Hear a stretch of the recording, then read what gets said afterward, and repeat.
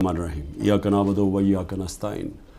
मेरे पाकिस्तानियों, जब तक ये पैगाम आप तक पहुँचेगा, मुझे ये अरेस्ट कर चुके होंगे और मैं जेल में हूँगा, तो मेरी आपसे सिर्फ एक ही रिक्वेस्ट है, अपील है कि आपने घरों में चुप करके नहीं बैठना।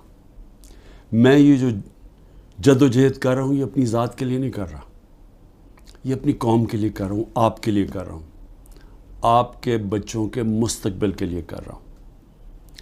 अगर आप अपने हकूक़ के लिए नहीं खड़े होंगे, आप ग़ुलामों की ज़िंदगी गुजारेंगे, और ग़ुलामों की कोई ज़िंदगी नहीं होती।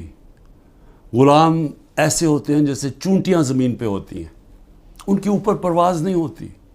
और ये बड़ी ख्वाब का नाम था पाकिस्तान, नारा था ला इलाहा इल्लल्लाह। पाकिस्तान का मतलब क्या कि हम कोई इंसान के सामने नहीं झुकते।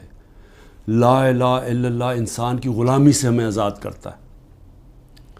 और हमारे नबी सल्लल्लाहु अलैहि वसल्लम ने अपनी मदीना की रियासत में सबसे पहले इंसानों को आज़ाद किया था अदल और इंसाफ दे के। ये है जंग इंसाफ की, आपके हकूक़ की, आपकी आज़ादी की। और कभी भी याद रखें, कोई आज़ादी प्लेट में रख के नहीं देता। जिस तरह मैं कहता हूँ, ज़ंजीरें गिरती नहीं हैं, तोड़नी पड़ती हैं। पुरअमन एहतजाज आपने करते रहना है जब तक कि आपको आपका हक नहीं मिलता।